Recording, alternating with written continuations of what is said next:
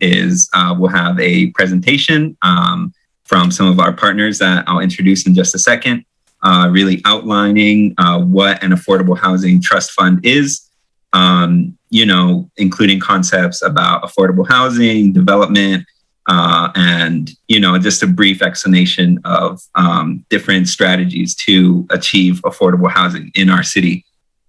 So first off, I'd like to introduce the Honorable Mayor Brian Arrigo of the City of Revere. Also from the City of Revere team is the Director of the Department of Planning and Development, Tech Lang. And then also presenting will be Shelley Goering of the Massachusetts Housing Partnership, where she is a senior program manager. And she's been working with the city to really help develop the Affordable Housing Trust Fund and really kind of steward, promoting affordability options in our city. So with that, I'm going to pass it off to Mayor Brian Arrigo. Thank you, JD. Good evening, everyone. Good evening, panelists. Good evening to all the attendees tonight. We are going to have the first of what I hope will be many public meetings concerning affordable housing in our city. The need for affordable housing has never been greater in our community. Our city, the region, the metropolitan areas nationwide are all struggling to confront a lack of housing stock that has caused home values and rents to leave behind many working families and many communities. In Revere alone, through our master planning process that Tech was so graciously able to shepherd, through that process, we were able to kind of find out that 50% of our population would benefit from affordable housing options. And of that percentage, only 10% are actually living in deed restricted units. Rent burden households, as many of you know, and many people in our community know, are forced to make really difficult economic decisions just to pay the rent. And the need for and the demand for affordable housing is really summed up in one prime example, and that's a new development at 571 Revere Street, which is a development of 51 units, 51 affordable units. That development and the lottery for that development attracted more than 400 applicants from the city of Revere. So 51 units are developed, 34 of those were dedicated to Revere residents, and we had 400 people in our city that live here right now who demonstrated that they were interested in that development. That really shows the immense demand that we have here for these kinds of units. Affordable housing is an issue that I intend to tackle head on, and I have the team around me to tackle that head on. And we will be doing this in the coming months and years of my administration. There are a number of different strategies that we will employ and that have been employed by municipalities in order to promote the development of both deed restricted and naturally occurring affordable housing. And so one of those is the creation of an affordable housing trust fund, which we'll learn about today. And our team is exploring all of these options and figuring out what is the best fit for our community and what will be the most efficient programs that will support not only the production of affordable housing, but just support affordable ownership and affordable housing options in our city. I'm certainly happy to be here tonight, and I want to remind everyone that by engaging in this process and being here and having this discussion, I, and all of us are empowered to wield the different tools in order to shape the destiny of our community.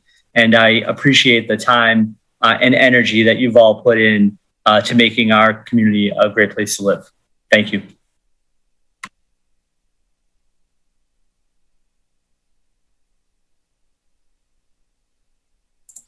All right. Thank you, Mayor. So before we move on to the next portion, I also just wanted to intro Claudio Ruiz, who is interpreting today's session in Spanish. Thank you so much for your efforts, Claudio. And if you need to find the interpretation, you can find the interpretation button. It has a little globe at the bottom of your screen. So next off, I'm going to pass the mic along to Shelley Goering of the Massachusetts Housing Partnership, and she'll be launching into an Affordable Housing Trust Fund 101 session. Thank you, Shelley. Absolutely. Let me just pull up the slides.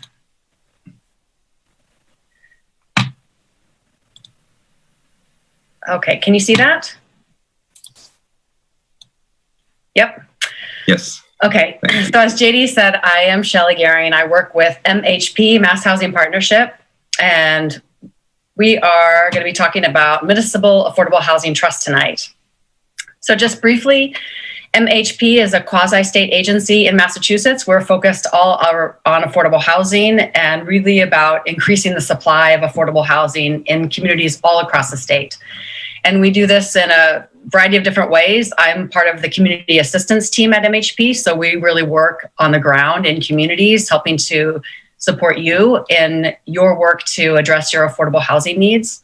We have a lending team, so we lend to support the creation and preservation of affordable housing. We've invested over $1 billion in over 22,000 units across the state. We really focus on affordable rental housing. We have the One Mortgage program, which is really the most affordable mortgage for households earning up to 100% of the area median income. And then we have the Center for Housing Data. We have a team of folks that are looking at the data, collecting it, analyzing it, and sharing data around housing and needs to help inform policy on the local level, regional level, as well as state level. So our community assistance team does a lot of different things, all kinds of trainings. Some of you may have been to those. We provide technical assistance to municipalities as well as nonprofit organizations and housing authorities.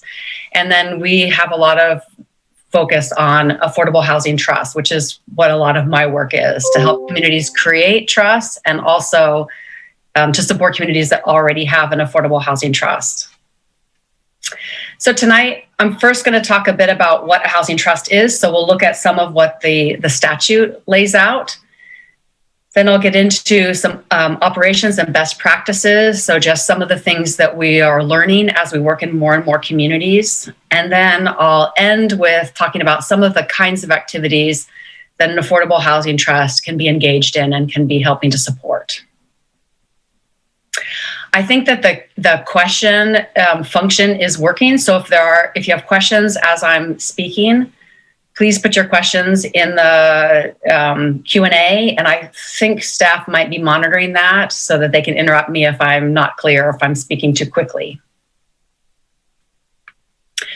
So the Municipal Affordable Housing Trust statute is organized under Chapter 44, Section 55C of the Mass General Law.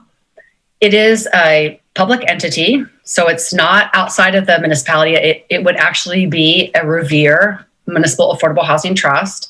It's created by the local legislative body with a majority vote, so your city council would vote on this.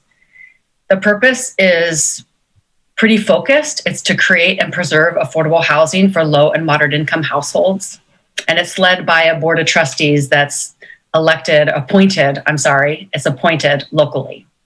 And on the bottom, it's a little bit hard to read, but because it's a municipal entity, then the trust is subject to public procurement, designer selection, conflict of interest, and public meeting laws, like all of your other boards.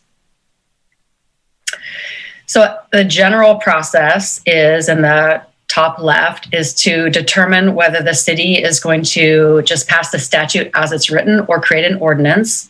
And at this point, Revere is looking to create an ordinance. It's then passed to the legislative body where it is accepted. And then the ordinance is submitted to the AG's office, the Attorney General's office.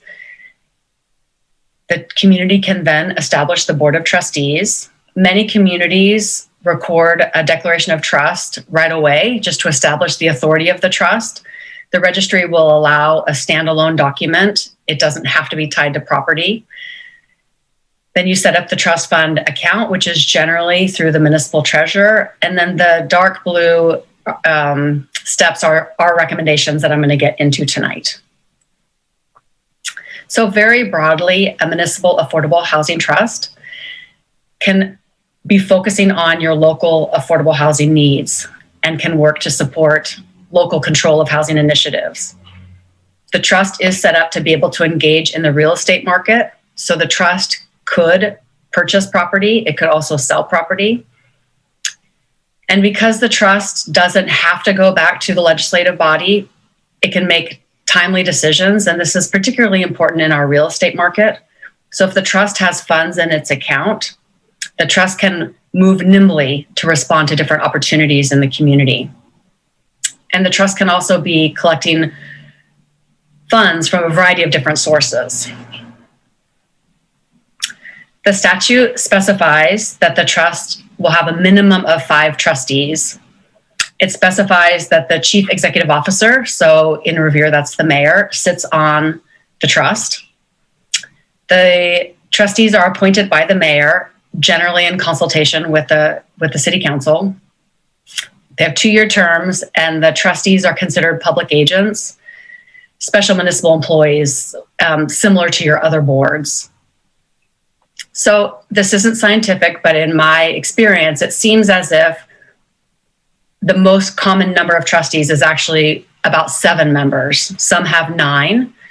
A couple communities have more than 10 trustees. Salem and Brookline are examples of that. But what I see the most is more around 7 members. And the statute does not specify the chief executive officer or an appointee. It just says the chief executive officer. Some communities interpret this to mean it can be an appointee, but it's actually not, it's not spelled out in the statute. So if the city is interested in the one spot being the mayor or a designee, you may want to just connect with your solicitor about that. And some communities write an ordinance and they add some guidance as to who should be appointed to the trust. Sometimes this is making suggestions around the kind of work background, work experience. So suggesting fields like people that have experience in fields like affordable housing or housing development, real estate law. We would suggest to not be too prescriptive, to keep it suggestive, because you don't want to get to in a position down the road where it's difficult to fill seats because it's been too restricted, or you exclude people who have a lot to contribute just because they don't have a particular skill set.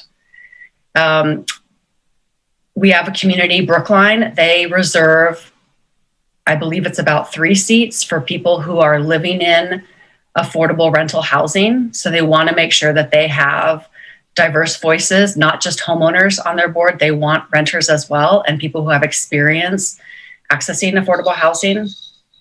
So there are a variety of ways that Revere could provide some guidance in the ordinance around who should sit on the trust. The statute allows a variety of different powers, and these are just a few of the big powers: accepting and receiving real property, purchasing and retaining real or personal property, selling, leasing, exchanging. Some communities do limit these powers to some degree. We sometimes see a request that the statute or that the bylaw or the ordinance requires a 2/3 vote of trustees to purchase property. Or in some cases, they may want a decision to go through the mayor, although the mayor generally sits on the trust, but the mayor and the city council. In a town, sometimes they want certain decisions to go through the full board of selectmen, not just the board of select member that's on their trust. So that is possible. We do caution against being too restrictive again, because you don't want to detract from one of the key purposes of having a trust, and that is that it can work nimbly given our real estate markets. So I'm going to go through just a couple examples, one city and one town, about how they've created, set up, and structured their trust. So the city of Beverly created a housing trust in early 2017. They appointed members, and then they spent the first several months completing their housing plan. So they were updating a housing plan so that they had the most current data about what was happening in the community.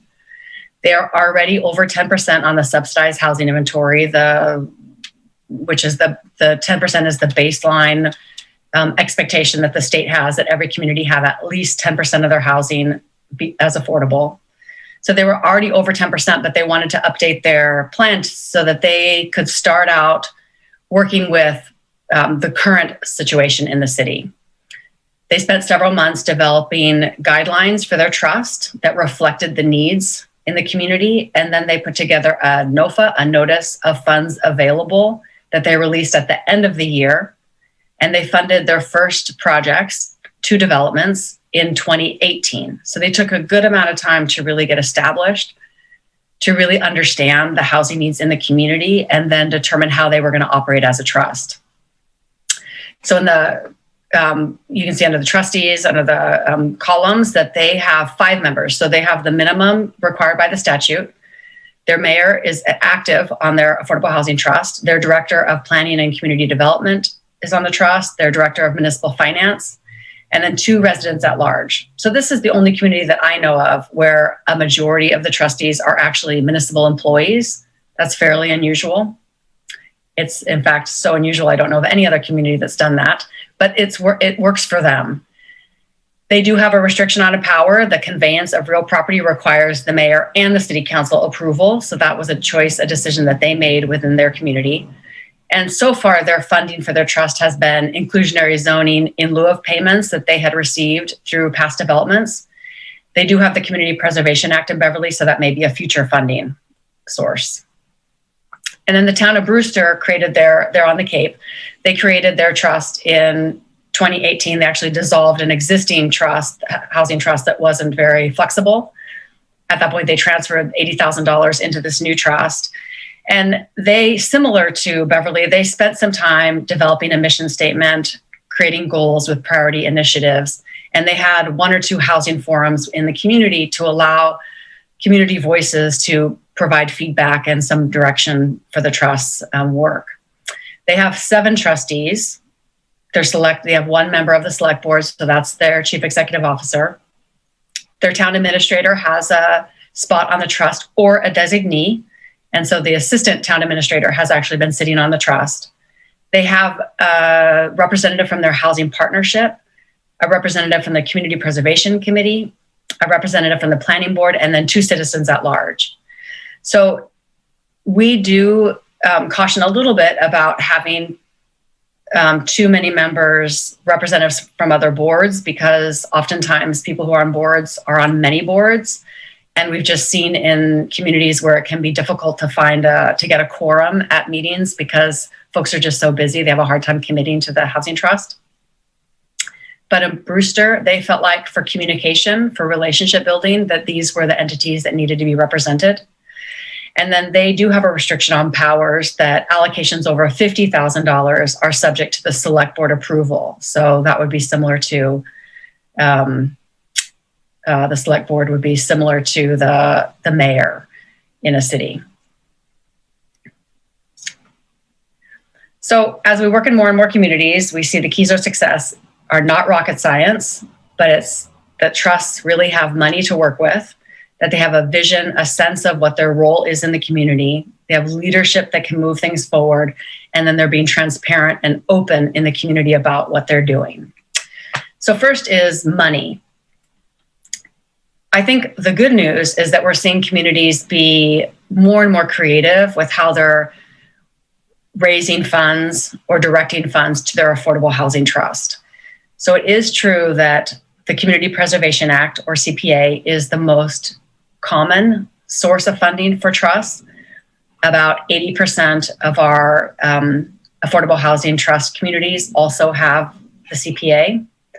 But there are many other sources that are available. And it's not a given that the CPC, the local community, is going to necessarily transfer CPA funds to the trust.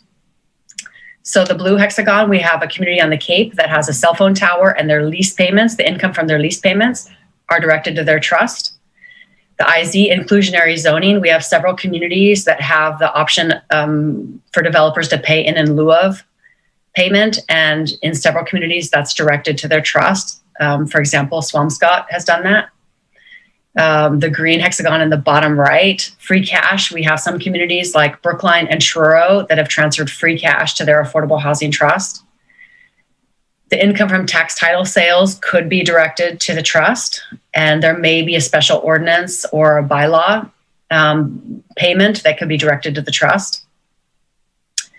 We have our first community that we know of that has passed a municipal bond. So Medfield created an affordable housing trust a couple of years ago, and the same spring they passed $1 million bond to seed their affordable housing trust, and they don't have CPA, so they bonded against their municipal budget. We have the first community that has a tax override. Orleans created a trust a couple years ago, and the same, actually in June, the summer, they passed a $275,000 tax override that they see as a permanent tax override. So right away, their trust has funding that they can count on. And it's the only trust that I know of, because of this funding source, that they actually have a line of credit at a bank that they can draw on.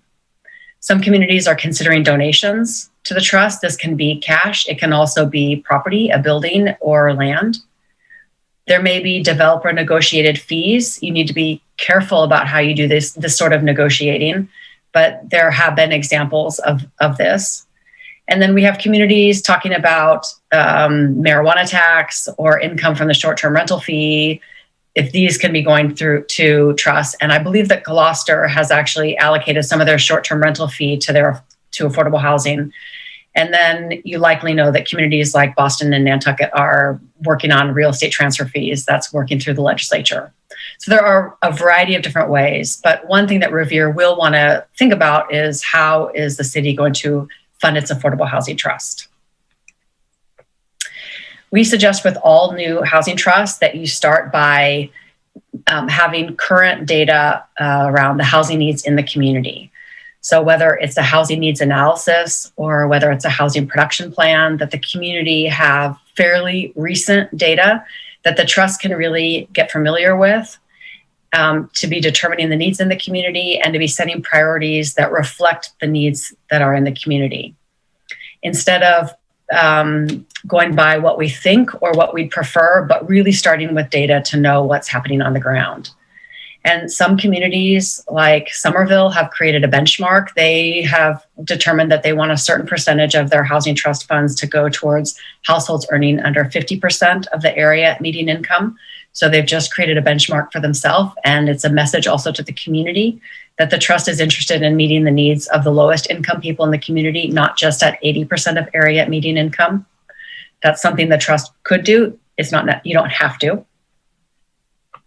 We suggest that the trust take time to create a mission statement, and it can be simple. I just pulled Grafton's and Amherst off their websites. I appreciate in Grafton's that they also specify in their mission statement that the trust will be engaged in education and advocacy in the community, supporting affordable housing. And I like how in Amherst, they remind everyone through their mission statement that it's promoting the town's affordable housing priorities. So reiterating that the trust is not in a silo outside of the community. It's a municipal entity. Its goal really should be implementing the needs and the goals of the community. And then we suggest some kind of planning to get started. In some communities, they do it in-house, like with Beverly. They did this. They worked on guidelines and they did that internally. Their planning department was supporting the trust, and they were able to do this without hiring outside staff. Brewster did the same thing. They did it in-house. They created goals, and they did it within the community. Amherst decided to hire a consultant, and they did a broader 5-year strategic plan. So communities do this differently, but we do suggest, instead of just jumping right in, taking a little bit of time, getting familiar with the identified needs in the community, and really working on what is going to be the role of the trust? What is the trust going to focus on? We know that our housing needs are really significant, and the trust is a volunteer board. So be realistic about capacity.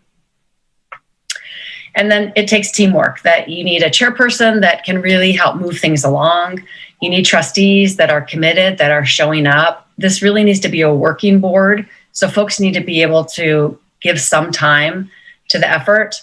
And then the most effective trusts seem to have some kind of paid staff support, whether that's technical to help with certain programs, whether that's administrative support, or both.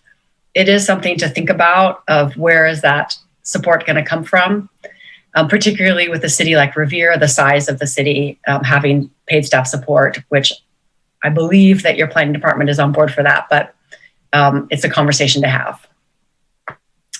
And then in communities where there are multiple entities working on housing and affordable housing efforts, we do suggest early on having a conversation around differing roles. When you bring on a new entity, that can sometimes be a challenge of determining who's doing what and sharing the load. So we suggest this conversation upfront. This is just an example of Manchester by the Sea. In their housing production plan, they established their housing strategies on the left. They determined some were shorter term, some were a little bit longer term. And then on the far right, they identified the board or boards that were going to take the lead on those strategies. So just a way to create some accountability, but also to help the boards from stepping on each other's toes. And then a big important message is that the housing trust really needs to be transparent in the community. We all know that housing and affordable housing can be controversial. People can feel really passionate on all sides.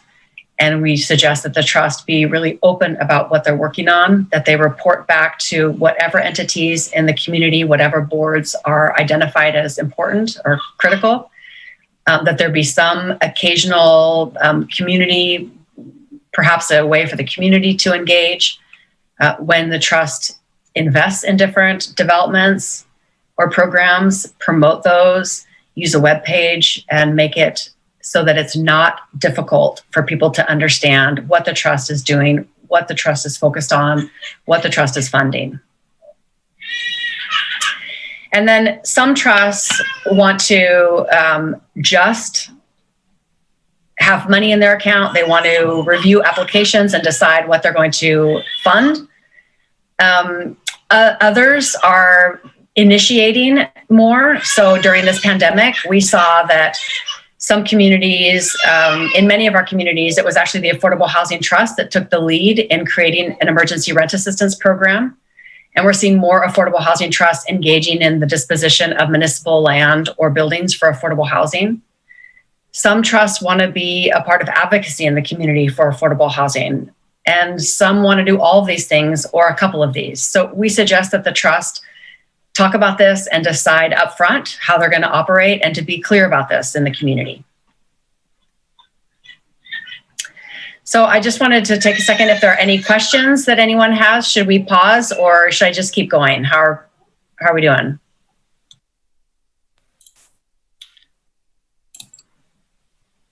So we have received one question from Vanny Huat. Apologies for any mispronunciation. And that question is, are those municipal employees, by that I believe she meant the members of an affordable housing trust fund, if they're paid board members? So Shelley, if you could just kind of explain how it's done in other municipalities, that would be great. So it's not paid. They're not paid. It's a part of their job, their position. I guess one thing that I would like that I should have said is that it's rare that municipal employees sit on trusts, but in Brewster they do have.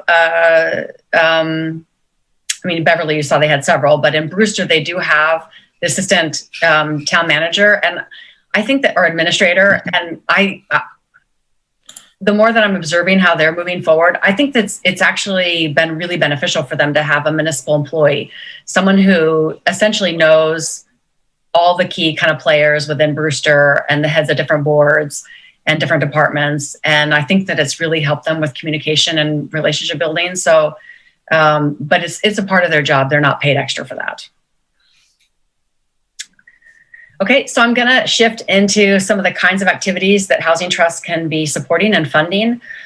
Even though Revere doesn't yet have the Community Preservation Act, I am using the language, the verbs acquire, create, preserve, and support. These come out of the CPA statute because the Municipal Affordable Housing Trust statute was modified a few years ago so that the purpose of a trust better matches the community housing purposes of the CPA statute. So support specifically is important. The idea of support hadn't been in the trust statute. It was a part of CPA, and the communities were transferring their CPA funds to the trust for support activities, but it wasn't explicitly allowed in the trust statute.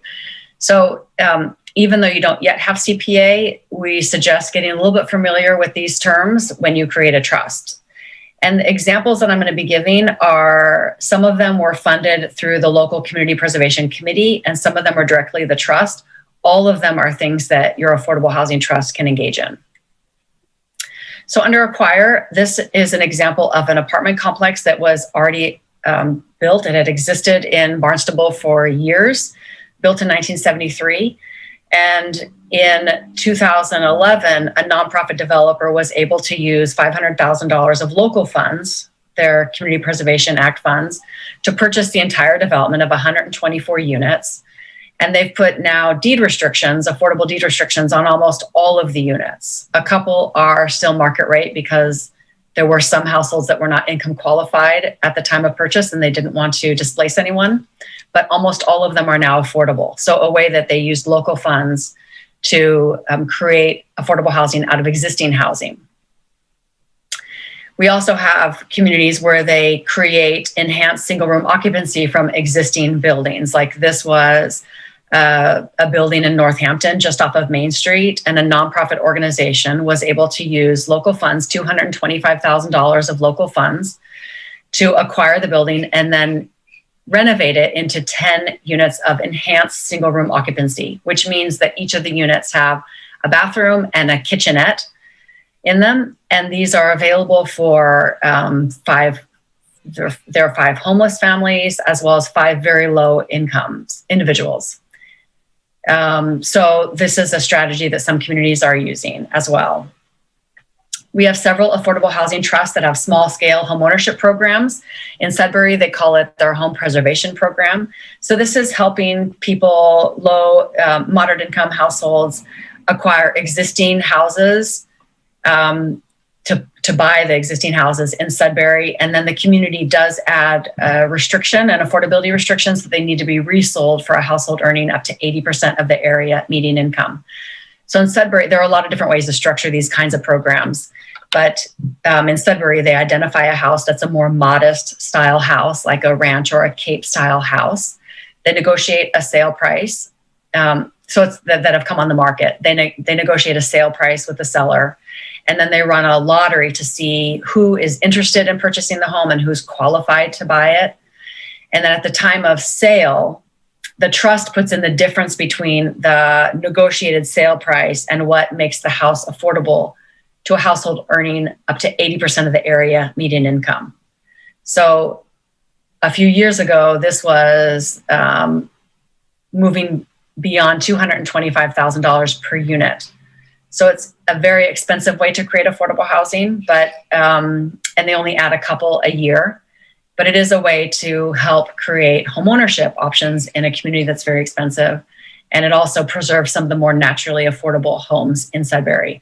And there are several trusts that run programs that are similar, but structured somewhat differently.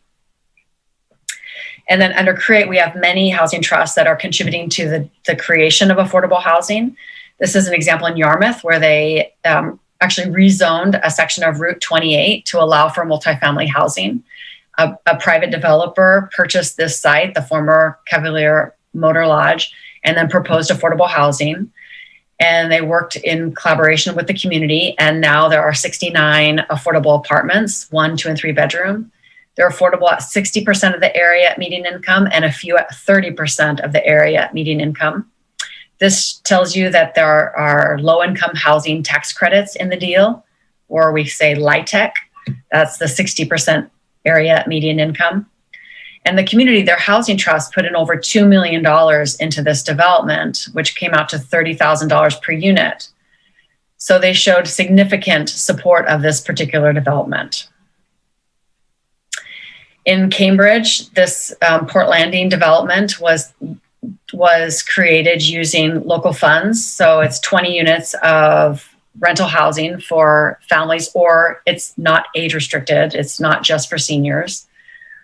They used over $3 million. So, Cambridge is very, very expensive, and they have quite a bit of money because they do have the Community Preservation Act, and they put the majority of their CPA funds into housing. But an example of a city, of an urban development. And then another city in Beverly, this was one of the first developments that their housing trust contributed towards. So this site was actually rezoned it was designated as a 40R district. So I don't know if Revere has, no, I think Revere does have 40R districts, but it's a designation through the Department of DHCD, the Department of Housing and Community Development. And so it's allowing multifamily by right. A nonprofit developer, Harbor Light, is in the process. I think that they're breaking ground very soon on 77 units of rental housing, 2 and 3 bedrooms at this site. 15 of the units are reserved for homeless families. The ceiling is 60% area median income, so they are using low-income housing tax credits. And their CPC, their Community Preservation Committee, contributed $250,000, and their housing trust contributed $200,000 to this development. We see in many communities reusing existing buildings for affordable housing. So the shoe shop place in Middleborough had been a shoe factory, and a couple nonprofit organizations were able to redevelop it into 25 units of rental housing that's not age restricted. So it's open to anyone who's income qualified. The middle one was a nursing home, and a nonprofit, NOAA, was able to acquire it, and using about $1 million of local funds, redeveloped it into 42 units of apartments. And then on the right in Rockport, we have many examples of old schools being redeveloped into affordable housing. This particular site is age restricted. It's considered senior housing, but it's now 31 apartments. So it's another option if there are underutilized buildings in Revere. And when we talk about preserve, we're generally talking about preserving the affordability of the units. With many financing sources, the restrictions may only last for 15 years or 30 years.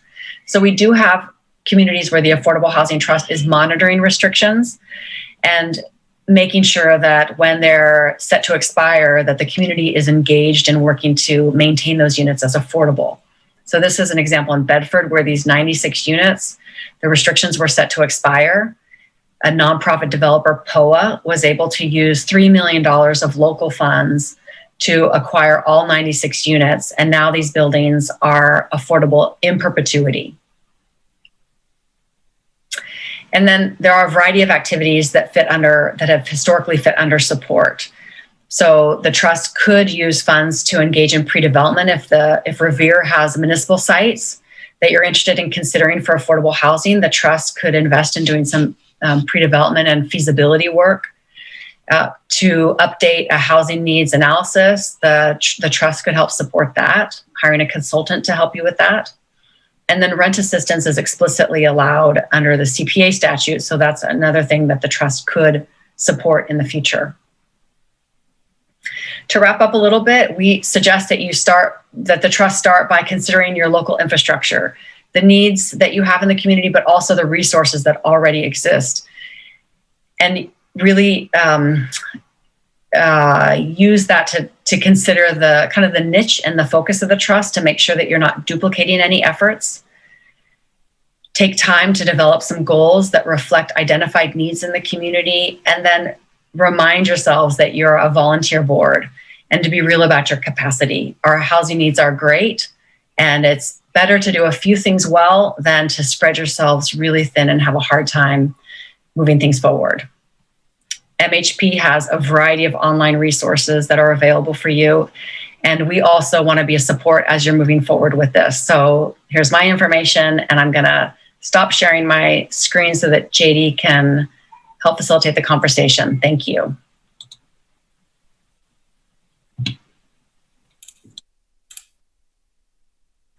Thank you so much for that, Shelley. That was very informative. I definitely learned a ton that I honestly had no idea about. So now we're going to move into the question and answer portion of today's session. So what we're going to do, since it's actually a pretty intimate group, and we want to make sure, that we can have the most productive conversation possible. I'm just going to ask that if you'd like to say your question via voice, via the microphone, and on camera, if you so choose, then please raise your hand, and then we can actually bring you in and we can have a little bit more of a face-to-face conversation. So again, if you'd like to give your question live, so to speak, via the microphone, then please raise your hand and we'll bring you in to the webinar.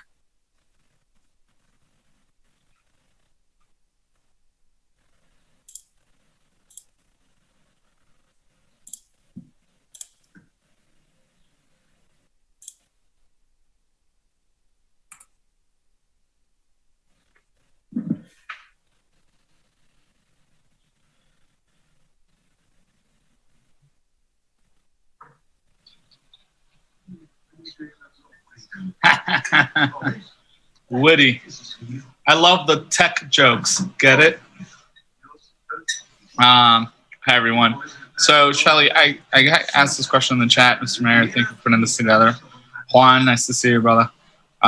This is the second Zoom this week where there's multiple of, well, both of us are together. But so I had a question, Shelley. Does the mayor or like the city appoint people for like as an advisory board to talk about things like how big the board is going to be,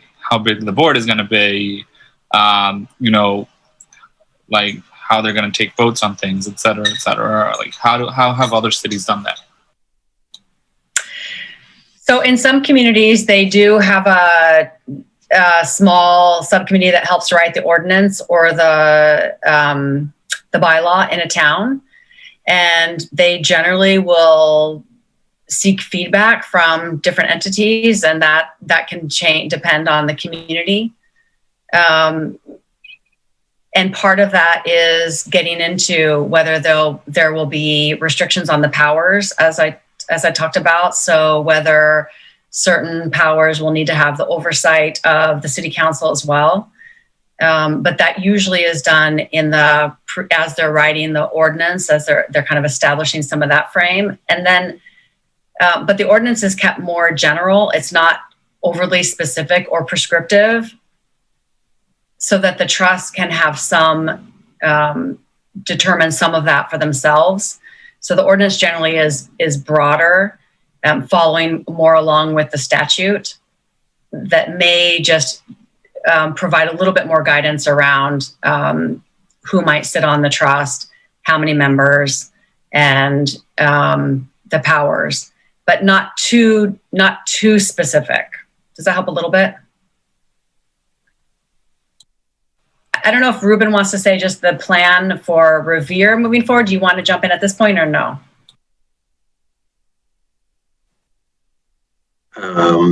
So for the next week, what we're gonna be doing is we're gonna have a group that's gonna be preparing to do the ordinance. So anyone who is on this call who's interested in being on the advisory group to talk about the ordinance and help us put it together, we're planning on spending about a week. We'll meet at least once next week to do that. And then after we've gotten that, we'll have Mayor Rigo review it and submit that to the council. Our target date is I'm already forgetting, the May 24th meeting. So we have to submit that to the council by May 20th. So that is what we're hoping to do. And anyone here who's interested, I will post in the chat a Google form that people can fill out and let us know. And also we'll ask a couple other questions as well. So we hope you'll engage with us on those topics.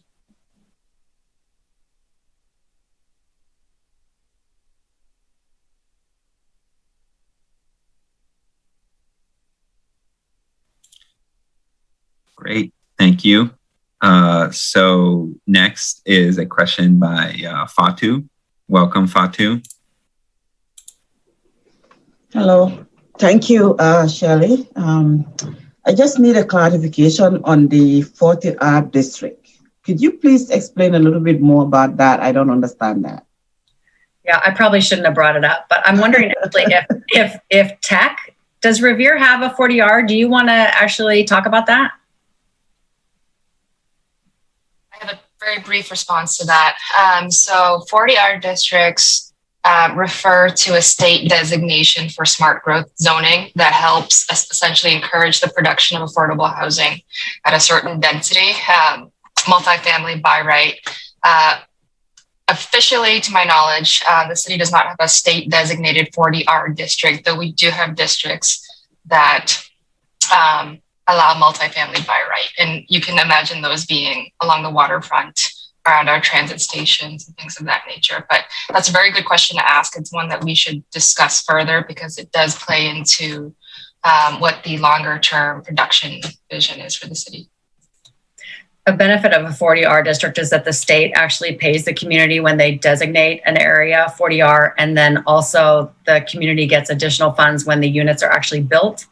So that was a benefit but it does have to be, it generally is location specific and it's generally smart growth and transit oriented. So the Beverly example, it's near one of their commuter rail stations.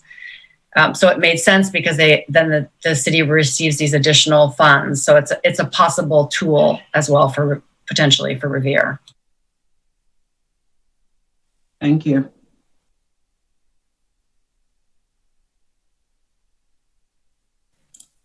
All right, so at this moment, we don't have any more questions in the queue, but there's still a lot of time. So if you'd like to be promoted and shown on camera, please raise your hand. If not, you can type your question in to the Q&A or chat boxes. And we'll give just a few minutes in case anyone comes up with any questions.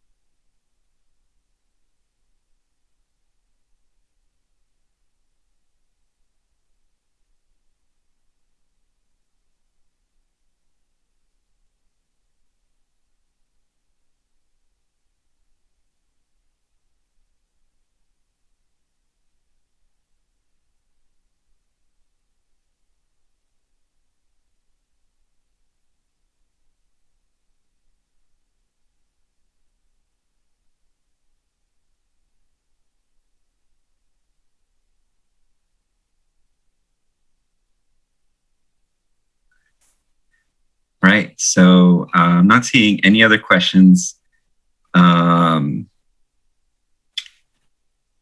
So maybe a little bit more of an open-ended prompt. It doesn't have to be a technical question, but if anyone just kind of wants to come online or put in the chat what you'd like to see from the Affordable Housing Trust Fund, don't be intimidated. A lot of people here on this call are not experts on this whatsoever.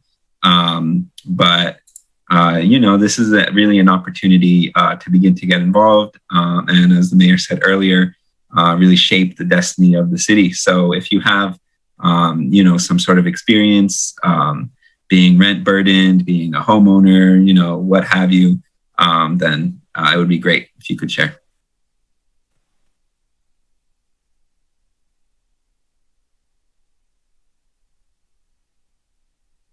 Yeah, I can share the next steps. Thanks. So Dana is suggesting that I talk a little bit about the next steps. So if any of you are interested in participating or just sharing your thoughts about the ordinance and how we draw that up, please fill out that Google form that I put in the chat. I think that, that went to our panelists and attendees. So everyone should have that. So I hope you'll fill that out. We'll be meeting next week. And then we'll work with the mayor to get that ordinance in front of the council. Certainly, we're going to want to have all of you available and helping us with testifying at the city council. Probably it'll be at a committee hearing and not at the full city council meeting. They'll probably refer this to one of the committees, and we'll have a full hearing on this topic and have an opportunity to discuss the priorities and how we want to set this all up. So I hope that you'll participate in that and let the city know how much you are supportive of this effort. And then, assuming the city council likes it as much as we all do, we'll go forward and have an opportunity to launch this in the summer and start putting together the pieces of where this goes from here. So, Mayor, I don't know if you have anything you want to add to that. Yeah, thank you, Ruben. Just really quickly, I'll say that the Revere team on here and our partners, we have many partners that are working on different strategies around affordable housing and different strategies to tackle affordability in our city. And this is one piece of the puzzle for us. And I just want residents to kind of understand that that tackling this issue will take multiple strategies, and some of them will be short term, some of them will be much longer term. But we're invested in that work, and we will lean on all of you to help us continue to push forward. And I greatly appreciate the tremendous information. It's very helpful for us to have these kinds of conversations at a level that all of us can learn something from. So I just want to reiterate the fact that this is one strategy. There are a number of other things, both programmatically that we can do in the city and in the operation of the city, along with working with developers and creating more affordable units in our city. So all of those strategies are on the table, and this is an important one, probably the first step that we're taking, but there will be a lot more work to be done over and above our creation of an affordable housing trust fund. Thank you. And if I may jump in and add one thing, and this goes back to what the mayor was referencing and something that Shelley mentioned earlier in the presentation regarding accessibility, transparency, and information. I know that folks in the community and likewise on the city side are very interested in just learning more about the tools that the city can use in its toolkit to support housing stability. And I just want to emphasize a resource that was announced by the city a few weeks ago, which is the housing page on the city's website, and it's revere.org/housing. At this time, it has a lot of information about housing stability. We will build in a section to include some information about the trust fund, things that you can read up on, links to presentations like the one that Shelley delivered today, and then ongoing information about meetings or reports or things that will be of interest to the community at large. But just a plug for that webpage. Great. Thank you, Tech and Mayor Rigo. So we've gotten some questions. The first one is actually from an anonymous attendee. and they asked if you can participate in the trust fund, in the board, and on the steering committee if you don't have money. And I think I can speak for all panelists and for the city when I say that we are looking for a very diverse group of stakeholders in the steering committee and in the trust fund itself. So please, regardless of your situation, as long as you've lived in Revere, at the end of the day, you've had some sort of experience with housing in Revere, and your perspective is valuable. So yeah, definitely please sign up. Obviously spaces are limited, but as I said, we are looking for a really diverse group of stakeholders, from just all walks of life, I guess I'll say. Renters, people who have experienced homelessness, to developers, so yeah, definitely. As with the sort of knowledge and educational portion, please don't let that stop you from signing up and learning more about the trust fund and affordable housing in the community. Excuse me. The next question was sent to me by Claudio. Thank you. And it is, are there already organizations in Revere working on this?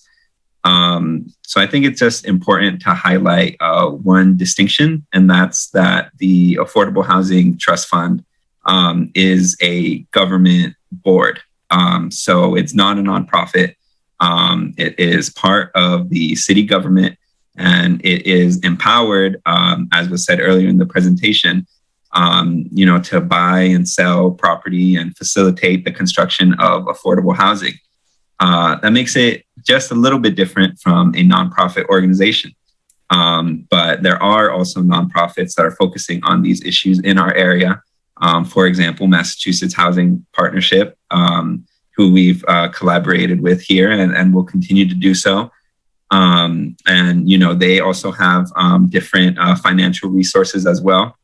And then there's also the Revere Housing Coalition, who we have worked with, and that is a coalition, again, of a diverse group of stakeholders in the community who are really trying to advocate for the expansion of affordable housing. So definitely, a wide spectrum of interest in this issue. But again, the Affordable Housing Trust Fund is a government board. So it's a little different from advocacy organizations. Thank you for your question. Can I also just quickly add that because the Affordable Housing Trust Fund Board are volunteers, we would never suggest that the trust be a developer of affordable housing. So you do have entities that are working on creating affordable housing in Revere and surrounding communities. We would never suggest that the trust actually be the developer. As a municipal entity, it makes it really difficult and expensive to do it that way. Plus your volunteers. So that might be another distinction with some of the nonprofits.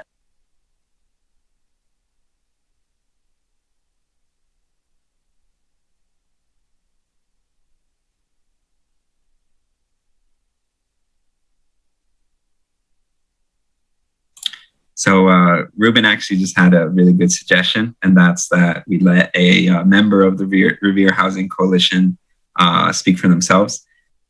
So please, if we have a member in attendance and you'd like to just say a few words, that would definitely be appreciated.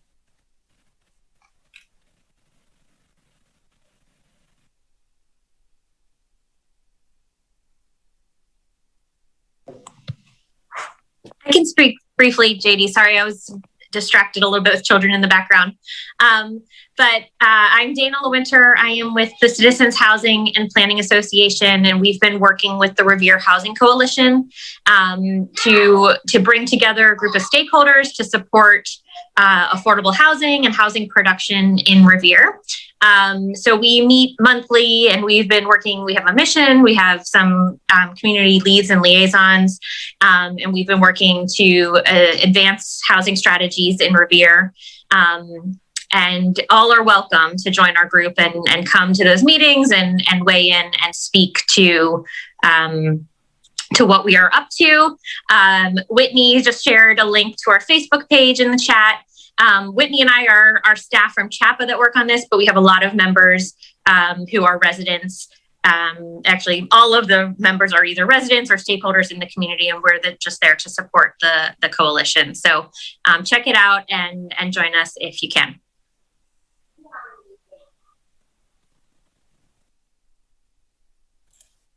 Great. Thank you so much, Dana. So at this moment, there are no questions in the queue. Again, we'll give a few minutes, but I believe we're going to be wrapping up at this point. So again, Ruben explained the sort of next steps in the process. So please, circulate that link to participate widely. You don't have to have attended this session necessarily to express your interest in participating in the Affordable Housing Trust Fund. So please share amongst your networks if you believe that there are Revere residents who would be interested in participating. And thank you all.